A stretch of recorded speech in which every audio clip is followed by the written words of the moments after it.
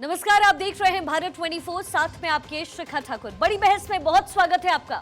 केरल के देवस्थान बोर्ड ने एक सर्कुलर जारी किया जिस पर अब अखेड़ा खड़ा हो गया और इस बवाल की वजह है मंदिरों में आरएसएस की एंट्री पर बैन। दरअसल देवस्थान बोर्ड ने मंदिरों में आरएसएस की गतिविधियों पर रोक लगाने के आदेश का पालन करने को कहा है और इसके साथ ही अधिकारियों को सख्त चेतावनी दी गई कि आदेशों का पालन किया जाए, अन्यथा अधिकारियों पर कार्रवाई की जाए। विस्तार से चर्चा करेंगे। हमारे साथ पैनल में बहुत सारे मेहमान भी जुड़े हुए हैं, लेकिन उससे पहले आपको एक खास रिपोर्ट दिखाते हैं। इसी मुद्दे पर चर्चा कर रहे हैं, आखिर आरएसएस को अंदर अभ्यास क्यों नहीं करने दिया जाएगा और आखिर इस पर सवाल क्यों उठ रहे हैं। हमारे साथ गेस्ट का एक बड़ा पैनल इस वक्त मौजूद है। शिवानी दुर्गा धर्मगुरु हमारे साथ मौजूद, हाजिर नाजिम इस्लामिक स्कॉलर आप भी हमारे साथ मौजूद, परविंदर सेठी राजनीतिक विश्लेषक हमारे साथ इस वक्त स्टूडियो में है और सर्वेश पाठक राजनीतिक विश्लेषक हमारे साथ स्टूडियो में, साथ ही हमारे कंसल्टिंग एडिटर अमित मिश्रा हमारे साथ इस वक्त मौजूद हैं। आप सभी का बहुत बहुत स्वागत है। सबसे पहले अमित, आपके पास आते हुए मैं इशू को समझना चाह रही हूँ। आरएसएस के अभ्यास पर मंदिर के परिसर में रोक लगाई जाती है, लेकिन मंदिर का परिसर कहा जाता है कि वो सिर्फ वर्शिपिंग के लिए होता है, भगवान जो वहां पहुंचता है, उस दर पर पहुंचता है, उसके लिए होता है। फिर ये अभ्यास अंदर क्यों? इसके परिप्रेक्ष्य को समझना होगा शिखा। खास तौर पे केरल में ये जो बैन है, ये केरल में लगाने की बात है। केरल में जो राजनीतिक पृष्ठभूमि है, उस पृष्ठभूमि में लेफ्ट और कांग्रेस ये दोनों बड़े महत्वपूर्ण तौर पर अपने आप को वहाँ की राजनीतिक व्यवस्था में रखते हैं, एक बार लेफ्ट एक बार कांग्रेस। और वहाँ के जनमानस में इस चीज़ को भरा जा रहा है, भरने की कोशिश की जा रही है कि हम ही जो हैं, जो मौजूदा वहाँ का सिस्टम है, वो असली हिंदू हैं और वही जितने मंदिर हैं उनके नुमाइंदगी कर सकते हैं, उनके जो वर्शिप हैं यानी जो उनके मठाधीश हैं, मठ हैं, उनकी जो परवरिश है वो उनके तहत हो। और केरल में आपने देखा होगा कि चाहे तिरुवनंतपुरम से हम बात करें, कोच्चि की बात करें, जितने मंदिर हैं इस तरह के, वो सब उनके दबदबे में ही रहते हैं। जाहिर सी बात है, अगर आरएसएस का वास्तविक तौर पर वहाँ एंट्री होती है तो कुछ जो सुधार हैं आरएसएस जो करना चाहती है, और विभिन्न संस्थाओं में आपने देखा होगा कि आरएसएस के तरफ से कुछ जो डिसिप्लिन चीज़ें हैं, अनुशासनात्मक चीज़ें हैं, वो वहाँ रखी जाती हैं। ये क्लैश है उस मानसिकता का जो वहाँ पर अपने आप को हर समय पदस्थापित रखने की कोशिश कर रहा है, और वो ये चाहता है कि कोई दूसरी चीज़, दूसरा संविधान, दूसरे नियम जो हैं वो ना आए, वो हस्तक्षेप मानते हैं उसको, और इसी वजह से इसको बैन करने की जो है वो सिफारिश गुजारिश लगातार कर रहे हैं। शिखा, शिवानी दुर्गा धर्मगुरु हमारे साथ इस वक्त मौजूद हैं। शिवानी जी, सबसे पहले मैं समझना ये चाहूंगी कि मंदिर होता क्यों है और ये आरएसएस पर बैन लगाने की जो बात कही जा रही है, आप उसे किस तरीके से देख रही हैं? हर हर महादेव आप सभी को। मंदिर का स्थान मन को संतुलित करने के लिए होता है। हम संसार में रहकर बहुत सारी समस्याएं झेलते हैं, इसीलिए एक स्थान ऐसा बनाया गया जहां भगवान की जाकर के आराधना की जा सके और अपने मन को जो कष्ट है उनसे दूर किया जा सके। मंदिर हमें हमारे धर्म से, हमारी परंपराओं से, हमारी जड़ों से जोड़कर रखता है। उसका ये मेन मुख्य कार्य यह है। लेकिन आरएसएस क्योंकि एक बहुत बड़ी संस्था है और वो हिंदुत्ववादी संस्था है, अपनी संस्कृति को, संस्कारों को पकड़ के चलने वाली संस्था है, यही कारण है कि कुछ ऐसे लोग जो नहीं चाहते कि भारत में लोगों को, जो आने वाली यूथ है या जो जनरेशंस हैं, उनके अंदर ये कट्टरता जो अपने धर्म को लेकर के होनी चाहिए, वो हमारा अधिकार है, धार्मिक अधिकार है, होनी चाहिए, ये कहीं ना पैदा हो जाए। और वो जो उनका एक मोटिव है कि कन्वर्जन एक मोटिव है, बहुत सारी और मोटिव्स भी हैं जो हम देख रहे हैं, समझ भी रहे हैं, सारा संसार समझ रहा है उसे। तो वो जो अब एक चेंज लेकर आ रहा है, वो ऐसी संस्थाएं या ऐसे लोग जो मैं कहूंगी राष्ट्रवादी नहीं हैं, वो नहीं चाहेंगे कि कभी भी ऐसी संस्थाएं जो है मंदिरों से जुड़े, या यही रीजन मेन लगता है मुझे कि वो उसे लेकिन एक चीज मैं समझना चाहूंगा आपसे, आरएसएस की जो व्यापक विचारधारा है उसमें कट्टरता तो कहीं नहीं है। अभी थोड़े दिन पहले हमने आरएसएस के जो मुखिया हैं उनको भी सुना था सोनीपत में, और उन्होंने कहा था कि एक व्यापकता है और हम सबको समाहित इसमें कर सकते हैं। तो कट्टरता जिसका जिक्र आप कर रही हैं, मुझे नहीं लगता है कि आरएसएस कहीं किसी दिशा में किसी व्यक्ति विशेष या किसी व्यक्तियों के समूह को कट्टरता की तरफ ले जाता है, क्योंकि धर्म तो व्यापकता है और आरएसएस उसको अपने आप में समाहित भी करता है और उसमें समाहित भी होता है। मैं स्वयं संघी हूँ जी। मैं कट्टरता से मेरा अर्थ ये नहीं है जी। कि आप धार्मिक कट्टरता से मेरा अर्थ नहीं है। मेरा अर्थ वहां पर ये है कि आप अपने धर्म को पकड़ के रखें। मेरा, क्योंकि मैं साधु समाज से भी हूँ, तो मेरा मुख्य कारण होता है जब मैं, क्योंकि मैं संघ से भी हूँ और मैं साधु समाज में भी जी। हूँ, मैं दोनों को, अगर दोनों की बातों को बैलेंस वे में लेकर के चलूं, तो मैं मुझसे पर्सनली पूछा जाएगा तो मैं कहूंगी डेफिनेटली धर्म को प्राथमिकता है, राष्ट्र को प्राथमिकता है। सभी धर्मों का सम्मान अवश्य है, क्योंकि वसुधैव कुटुंबकम की सोच पर हम लोग चलते हैं। जी। लेकिन हमारे समय में वसुधैव कुटुंबकम केवल सनातन ही रहा है, धर्म केवल एक रहा है। पंथ मत भले ही बन गए हों, उनका हम सम्मान करते हैं, लेकिन एज अ हिंदू मेरा कर्तव्य अपने धर्म के प्रति पहले है। चलिए ठीक है। हाजी नाजिम जी हमारे साथ इस वक्त हैं। नाजिम जी, अगर मंदिर परिसर के अंदर धर्म को बढ़ावा देने वाली शाखा काम कर रही होती है तो उसमें दिक्कत क्या है? इसे तो एक राजनीतिक पहलू ही माना जाएगा, राजनीति की जा रही है आरएसएस के नाम पर।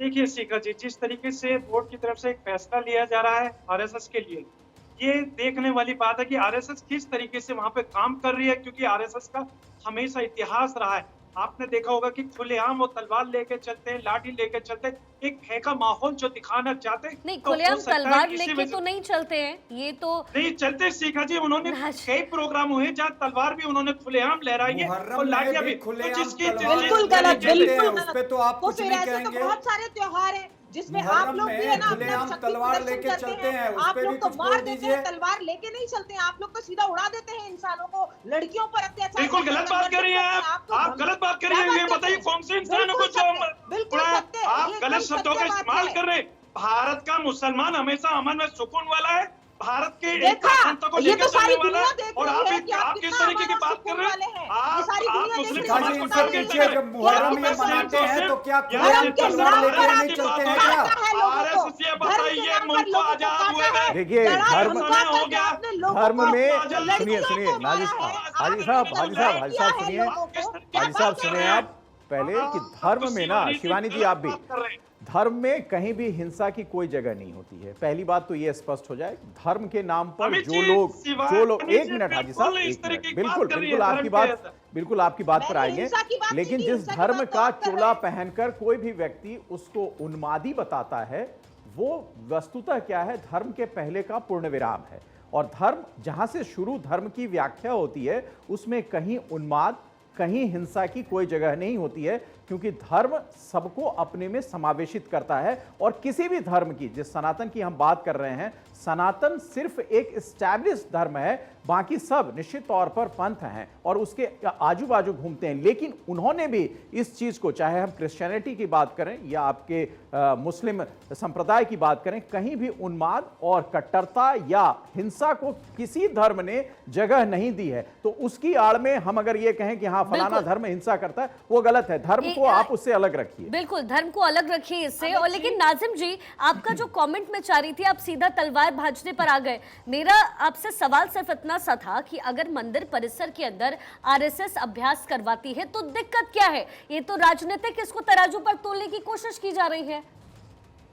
देखिए शिखा जी, अगर मंदिर के अंदर एक अखाड़ा बना दिया जाएगा तो वो मंदिर रहा का। अब मंदिर के अंदर इस तरीके की बातें होंगी। हमारे मंदिरों में पहले अखाड़े होते थे, मंदिरों से बहुत सारे अखाड़े जो पहलवानी करते हैं वहीं से संचालित होते थे। अखाड़े एक अलग होते हैं, अखाड़े तो क्या वहाँ पे क्या हो रहा है? मंदिर को वही आरएसएस आरएसएस है। जब केरला में बाढ़ आई थी तो उसके स्वयंसेवक हर राज्य हर कस्बे में जाके सहायता किए थे। और जब आप मुहर्रम का जुलूस निकालते हैं तो वहाँ पे क्या नंगी तलवारें नहीं लहराते हैं क्या? तब तो आप बड़े शान से लहराते हैं। सर्वे से मंदिर को आप चहलू मनाते हैं। दिल्ली की रोडों पे आप क्या उत्पात मचाते हैं, ये सबने देख रखा है। जिस तरीके से जो आपकी मस्जिदें और वहाँ पे पीएफआई एसपीडीआई जो वहाँ पे प्रदर्शन करती है, चाहे जो भी वो पैरेड करती है, उसमें तो आपने कुछ नहीं बोला। भारत में रहते हैं, भारत के मुसलमान अपने आप को कहते हैं भारत में रहते हैं, लेकिन वंदे मातरम नहीं कहते हैं। भारत में रहते हैं, आप राष्ट्रगान नहीं गाते हैं, मदरसों में राष्ट्रगान नहीं गाया जाता। नहीं, आप कहते हैं आप भारत के मुस्लिम हैं, और आपके ही लोग नहीं, नाजिम ये- जी आपकी आवाज बिल्कुल नहीं पहुंच रही है। और शिखा सबसे बड़ी बात है कि ये कोई मुस्लिम संप्रदाय ने या उसकी तरफ से बैन नहीं लगाया गया है। ये मंदिर के जो लोग हैं, मंदिर परिसर में जो पुजारी हैं, उनकी तरफ से ये लगाया गया और है। बिल्कुल इसीलिए सवाल उठ रहे हैं। नाजिम जी, मैं आपके पास आऊंगी। परविंदर सेठी, राजनीतिक विश्लेषक हमारे साथ स्टूडियो में मौजूद है। सेठी साहब, आपको क्या लग रहा है, क्योंकि इसे कहा यही जा रहा है कि आरएसएस पर एक तरीके से वार किया जा रहा है, एक राजनीतिक तराजू पर तोलने की कोशिश की जा रही है, क्योंकि इस प्रबंधन के अंदर 1200 लगभग मंदिर आते हैं। ऐसे में आरएसएस के अभ्यास को वहां पर मनाही, इस चीज को आप किस तरीके से देख रहे हैं? देखिए, हमारे जो आज के समय में जो पॉलिटिकल सिनेरियो है, ये बड़े दुर्भाग्य की बात है कि हर चीज़ के अंदर राजनीति घुस जाती है, चाहे धर्म हो, चाहे कोई भी चीज़ हो, और तुष्टीकरण की राजनीति घुस जाती है। जब एक व्यक्ति पावर में आता है, जिस तरह से अभी उन्होंने बजरंग दल को बैन करने की बात करी या किसी और चीज़ को बैन करने की बात करी, किसी के पास ये पावर नहीं है। ये सरकार देखेगी कि वहाँ पे अगर कोई अवैध काम हो रहा है, जिस प्रकार उन्होंने बड़े गंभीर आरोप लगाए हैं कि वहाँ पे अनआर्म्ड वेपन्स के साथ ट्रेनिंग दी जाती है, ये जांच का विषय है। इसको सरकार अगर उन्होंने वहाँ पे कुछ इस तरह से, देखिए तलवार वगैरह को लाइसेंस की आवश्यकता नहीं होती, जो वेपन्स हैं, पिस्टल हैं या रिवॉल्वर है, उनको लाइसेंस की आवश्यकता होती है। अगर वहाँ के संचालक जो देवस्थानम बोर्ड है, अगर उनके नज़र में ऐसी कोई बात आई थी तो उन्होंने कंप्लेंट करनी चाहिए थी और सरकार उसके ऊपर इमीडिएट एक्शन करती। अगर वहाँ पे अवैध रूप से कोई ट्रेनिंग दी जा रही है या अनआर्म्ड वेपन के रूप से, जो बहुत ही गंभीर आरोप है और देश के लिए एक अराजकता फैलाने का आरोप आरएसएस जैसी संस्था के ऊपर आता है, अगर कुछ लोग ऐसा काम कर रहे हैं तो ये वाकई चिंता का विषय है और ये जांच का विषय है। लेकिन ये तुष्टीकरण की राजनीति के तौर पर मैं इसको देखता हूं कि एक दूसरे के ऊपर किस प्रकार से हम प्रहार करें। आपने कहा 1248 मंदिर है, अगर आप चारों संस्थाओं को मिलाते हैं तो 3000 मंदिर हैं जिनका संचालन वहां पे होता है, और देश के नहीं, संसार के सबसे अमीर, जिसकी जो 1,20,000 करोड़ रुपए की वहाँ पे संपत्ति है, जो वहाँ पे धनराशि है, वो इस तरह की संस्था है, इस तरह का बड़ा जो बड़े बड़े इंस्टीट्यूट भी चलाता है। लेकिन ये सोच भी तो पनपी, तो ये भी सोच तो आप समझे ना, एक तरह से कोई दूसरे धर्म के लोग उनको रोक नहीं रहे हैं, आपके हिंदू धर्म के, और वो भी श्रेष्ठ हिंदू कहने वाले, श्रेष्ठ ब्राह्मण कहने वाले लोग उनको रोक रहे हैं। तो इसके पीछे क्या तर्क हो सकता है? देखिए, अब मैं आपको बताऊं, राजनीति के अंदर कई भाग बट गए हैं। अब जो भारतीय जनता पार्टी है वो हिंदू धर्म का और भगवान राम का और भगवान बजरंगबली का अपने आप को वो समझते हैं कि हम कॉपीराइट है हमारे पास, हम इसका सर्टिफिकेट देंगे। लेकिन ये सब राजनीतिक पार्टियां, धर्म एक पर्सनल विषय है, कोई व्यक्ति किसी भी पार्टी में हो सकता है, उसकी धार्मिक आस्था हो सकता है आपसे ज़्यादा हो, लेकिन यहाँ पे जो राजनीति है उसको धर्म से मिलाकर, और जिस प्रकार 2024 के चुनाव आने वाले हैं और अलग अलग प्रदेशों में चुनाव आ रहे हैं, उसको मद्देनजर रखते हुए उस तरह का एक गेम प्लान बनाया जाता है। राजनीति है ये? हाँ, ये राजनीति है, कोरी तौर पे राजनीति। सर्वेश पाठक हमारे साथ हैं। सर्वेश जी, राजनीति कह रहे हैं सेठी साहब की ये पूरी तरीके से राजनीति है, लेकिन सवाल जो अमित अभी कह भी रहे थे कि ये फैसला हिंदू धर्म द्वारा ही लिया गया है, आरएसएस अभ्यास वहां ना करे, इसकी कोई वजह तो होगी। हालांकि जांच पड़ताल होनी चाहिए थी, ये एक अलग विषय है, लेकिन फिर भी अंदर कुछ तो ऐसा रहा होगा जिसकी वजह से सवाल उठे। देखिए शिखा जी, अंदर कुछ भी नहीं रहा। आरएसएस की जहां शाखा लगती है, हम यहाँ पे चैनल के स्टूडियो में बैठ के सच्चाई नहीं जान सकते। हमें अगर आरएसएस की शाखा देखनी है तो सुबह 6 बजे किसी भी पार्क में जाइए और देखिए कि वो क्या एक्टिविटी है। आप या तो शामिल होकर देखिए या दूर से देखिए कि वो क्या क्या एक्टिविटी करते हैं और क्या नहीं करते हैं। रही बात कि हाँ कि हिंदू मंदिरों ने ही यह ऐसा सर्कुलर जारी किया है। यहाँ जो है, देखिए केरला में जो ये देवस्थानम है, 5 देवस्थानम है, जिसमें गुरुवायूर हुआ, त्रावणकोर तंजावुर हुआ, मालाबार हुआ, कोचिन हुआ और कुंडल मणिक्यम हुआ। और वहां जो है हजारों करोड़ की संपत्ति की बात है, हजारों करोड़ रुपया जो है हर साल चढ़ावा आता है। और देखिए केरल सरकार का जो है इन सारे बोर्डों पे आधिपत्य है और वो सारी की सारी बात जो है वो पैसे की बात है। मैं यहाँ पे यही मानता हूँ, क्योंकि आप देखिए फरवरी माह में आप सभी ने ये न्यूज भी चलाया था कि त्रावणकोर में एक मंदिर था, उसका मामला सुप्रीम कोर्ट में भी जी, वहां पे काली माता का मंदिर है, 40 दिनों का वहां पे पूजा होता है। वहां पे भगवा पताका लगा के पूरे मंदिर परिसर और आसपास जो मंदिर का प्रांगण था उसको सजाया गया था। प्रशासन ने क्या कहा कि ये भगवा पताका हटा दो। अब बिलीव करिए कि हमारे हिंदू धर्म में भगवा का क्या औचित्य होता है और भगवा पताका का क्या स्थान होता है, उसको कहा जा रहा है कि आप ये हटा दो, क्योंकि वहां पे जो सरकार है चूंकि वो हिंदू विरोधी और तुष्टीकरण की सरकार है, तो उनके आदेश है और उन्हीं सरकार के द्वारा इनके जो मंदिर के ट्रस्टी होंगे उन पे दबाव बनाया गया होगा ऐसा करने का। और दूसरी बात मैं जो मानता हूं कि ये सरासर जो हजारों करोड़ की संपत्ति जो सालाना आय होती है उस पे अपना आधिपत्य कैसे जमाई सरकार, इसके लिए इवन बीजेपी भी जिम्मेदार है, क्योंकि बहुत सारे मंदिर जहां पे बीजेपी के जो राज्य है जहां पे उनका शासन है वहां पे वो भी उस मंदिर के ट्रस्ट में अपना आधिपत्य दिखाते हैं। जो हमारे हिंदू मंदिर है उनके ट्रस्ट से तो सरकार का चाहे कोई भी सरकार हो। सर्वेश जी, इसका ये मतलब हुआ कि सिर्फ वहां जो आरएसएस अगर संस्थाओं में अंदर प्रवेश करती है तो जिसका जिक्र आप कर रहे हैं कि वहां जो आर्थिक तौर पर बहुत ज्यादा आमदनी होती है, एक तो उसमें हस्तक्षेप होगा और दूसरा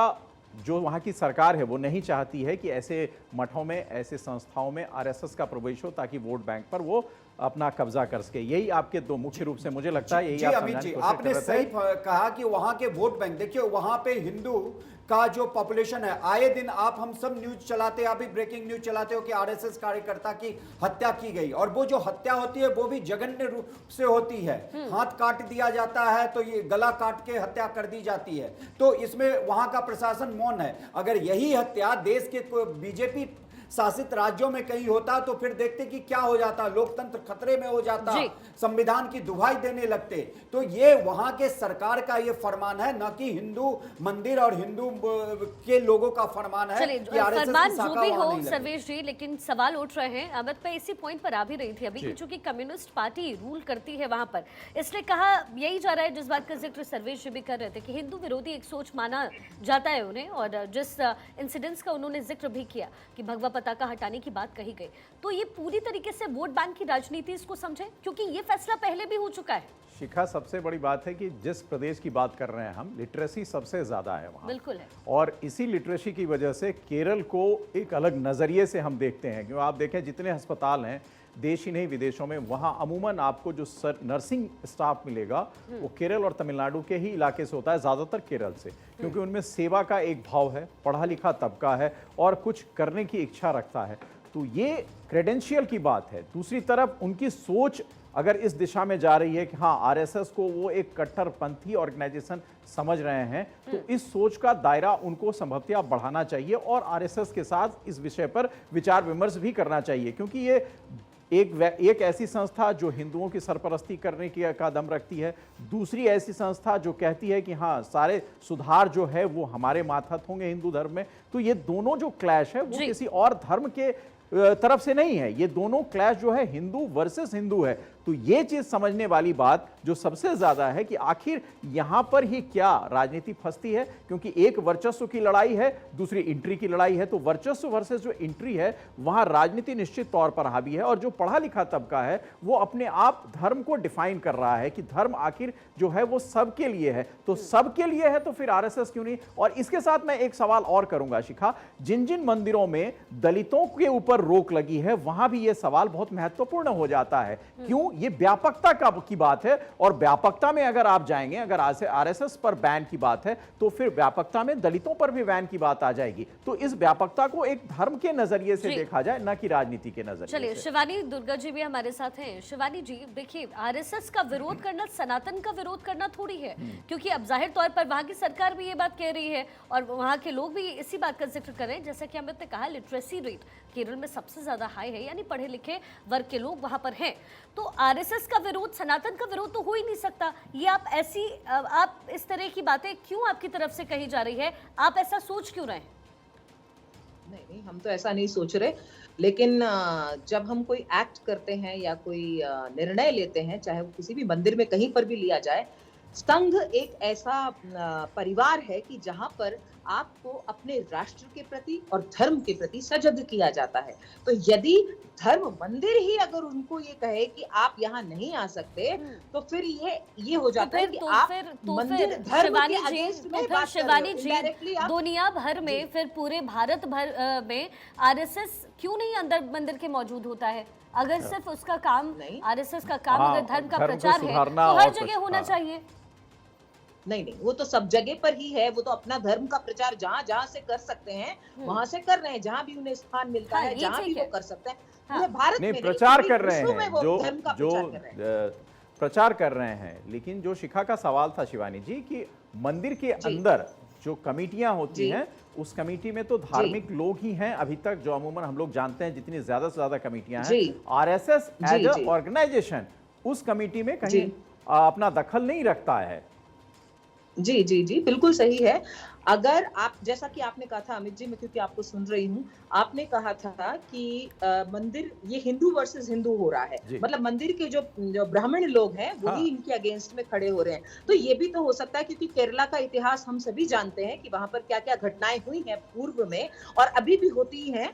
तो हमें ये भी पता है कि कहीं से प्रेशर हो सकता है, तो वो तो जांच का विषय है, हमें वो जी। सारी चीजें देखनी होगी। लेकिन एक जगह ये भी कहा गया था, किसी ने ये भी कहा था कि तलवारें चलाई जाती हैं, तलवारें सिखाई जाती हैं, वो धर्म का हिस्सा नहीं हो सकती। मैं आपसे ये कहना चाहूंगी कि सेल्फ डिफेंस में हमें ये सीखना जरूरी है, क्योंकि हमने अपना पूर्व भी देखा है, कश्मीर को भी देखा है, केरला को भी देखा है, और हम और राज्यों में भी होते हुए इस हिंसा को बढ़ते हुए देख रहे हैं। तो क्या सेल्फ डिफेंस में, अमित जी, क्या हमें सीखने का अधिकार नहीं है? महिलाओं के साथ सबसे ज्यादा ज्यादती होती है, उनका बलात्कार करके उनको काट के फेंक दिया जाता है, तो क्या ये हमारा अधिकार नहीं? अगर बिल्कुल। और आप वैसे आप जो आरएसएस शिवानी के जी, विषय में आपकी शिवानी पहली जी, छवि आप आती है, शस्त्रों को बढ़ावा उसमें दे रहे कहीं हैं। कोई शस्त्र नहीं आप है। ये कहते उसमें हैं कि अगर आप शस्त्र सुबह अगर होनी चाहिए। शाखाओं में जाते हैं, इस तरीके शर्वेज से- जिसका मैं जिक्र यही कर कह रहे रही थी थे, अमित कि वहाँ उसमें शस्त्रों का नहीं। जी। शस्त्रों का कोई समावेश नहीं है, नहीं जिसका है। जिक्र अमित शर्वेज जी, ये कर रहे किस थे। तरीके की मैं बात कर रही मैं है एक मिनट शिवानी नाजिर जी? साहब अपनी बिल्कुल बात गलत पूरी शब्द कर का लूं। इस्तेमाल करा है ना बात अमित ही जी नहीं इन्होंने। बोल- आप ये तो बोलने खुलेआम मत पहले बढ़ावा बोलने दे रहे हैं इस दीजिए। तरीके की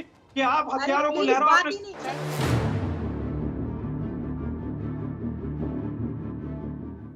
चूंकि ये पूरा मैटर सिर्फ आरएसएस तक टिका हुआ नहीं है, इसे पॉलिटिसाइज करके देखा जा रहा है। लगातार यही कहा जा रहा है कि एक पॉलिटिकल एजेंडा है इसके पीछे। और अगर केरला की हिस्ट्री हम देखें तो ऐसा माना भी जाता है कि हमेशा हिंदू विरोधी एजेंडे के साथ वहां की सरकार चलती रही है, वहां के लोग चलते रहे हैं। ऐसे में मान लीजिए आरएसएस की ट्रेनिंग अगर मंदिर परिसर के अंदर हो भी रही है और ऐसी कोई घातक घटना या फिर कोई ऐसी घटना सामने नहीं आई, तो इसे तो सिर्फ पॉलिटिक्स माना जाएगा। इसमें दिक्कत क्या है, दो राय क्या है? पहली बात तो ये देखना पड़ेगा कि मंदिर प्रशासन जो है वो इजाज़त देता है या नहीं, क्योंकि मंदिर प्रशासन ने फिलहाल इजाज़त देने से मना कर दिया है। तो जब तक इजाज़त मिलेगी नहीं तब तक आरएसएस का कोई प्रशिक्षण शिविर वहाँ लग नहीं सकता। शिखा, दूसरी बात यह है कि मंदिर प्रशासन क्यों नहीं इजाज़त देना चाहता है, ये भी एक विषय है जो तहकीकात का विषय है। और जैसा हमारे सेठी साहब कह रहे थे कि अगर वो इस तरह की गतिविधियों में लैस है जैसा मंदिर प्रशासन समझता है, तो ये जांच का विषय है। और ये जांच का विषय मंदिर प्रशासन के तहत सीमित नहीं है, ये जांच का विषय कानूनी हो जाता है। और उस पर जो भारतीय दंड संहिता के तहत जो प्रावधान है उसके तहत मंदिर प्रशासन चाहे तो एफआईआर लॉन्च करवा सकता है कि हाँ आरएसएस जो है अमुक गतिविधियों में शामिल है। आप एक चीज़ जरूर इसका जिक्र मैं करना चाहूँगा कि आरएसएस वर्सेस वहाँ जो लेफ्ट ऑर्गेनाइजेशन है वो उनके बीच बहुत बड़ी खाई है केरल में। और जिसका जिक्र सर्वेश भी कर रहे थे कि अमूमन जो हत्याएं होती हैं खासतौर से कोच्चि के इलाकों में, उन इलाकों में बहुत बड़ी जो आबादी है वो आरएसएस समर्थित भी है और एक बड़ी आबादी है जो लेफ्ट मानसिकता वाली है, उनके बीच बहुत ज़्यादा हिंसात्मक तरीके का उपयोग होता है। इसलिए जो मठों पर, मंदिरों पर जिन लोगों का वर्चस्व है अब तक, वो बिल्कुल नहीं चाहेंगे कि ऐसे मानसिकता और ऐसे जो धार्मिक आयोजन के लोग इस मंदिर में प्रवेश करें जिनके साथ हमारा बहुत 36 का आंकड़ा है। और यही एकमात्र वजह है मेरी समझ में जो उनको इजाजत नहीं बन रही है। वो निचले लेवल यानी राजनीतिक वर्चस्व से ज्यादा व्यक्तिगत वर्चस्व जो है उसकी लड़ाई है। हाँ, तो सेठी साहब फिर तो ये माना जाए कि वहां पे ऐसा कुछ हो नहीं रहा, जो कि ये सोच ऐसी है क्योंकि ये अवधारणा हमेशा ऐसी रही है, इसी वजह से ये फैसला लिया गया। ये तो बहुत सिंपल है समझना। City sir.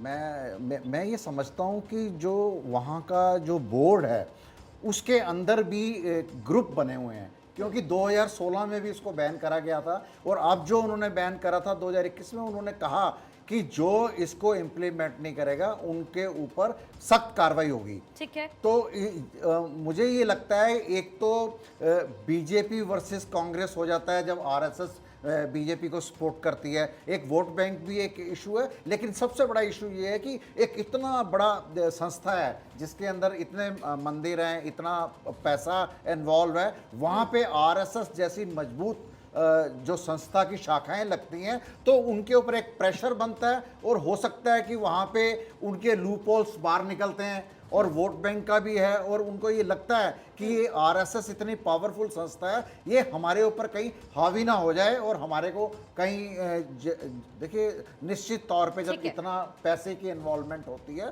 तो उसके अंदर तो दिक्कत होती बहुत है। सारे लूप होल्स होते हैं। बिल्कुल। उस तरह का भी उनके मन में भय होगा और वो चाहते हैं कि यहाँ पे शाखा बिल्कुल ना लगे, लेकिन उनके अंदर ग्रुप सिस्टम है, वो उनकी बात को इम्प्लीमेंट करता है या नहीं करता, ये इन बातों से जाहिर होता है। जिस प्रकार उन्होंने कहा कि अगर आपने इसके ऊपर नहीं करा तो आपके ऊपर सख्त कार्रवाई होगी। ठीक है। नाजिम जी, आप सारी बातों को सुन रहे थे, देखिए क्या कुछ हो सकता है, क्यों ये फैसला लिया गया, क्यों मंदिर प्रबंधन की तरफ से ये कहा गया है, ये तमाम मुद्दों पर हमने बहस की, लेकिन बात सिर्फ एक निकल करके आई कि आरएसएस अगर किसी और इस तरह की गतिविधि में संलिप्त नहीं था और बावजूद इसके उस पर बैन लगाया जा रहा है, बावजूद इसके चुनाव प्रचार में बजरंग दल का इस्तेमाल किया जा रहा है, तो ये वोट बैंक की राजनीति के अलावा कुछ और हो नहीं सकता।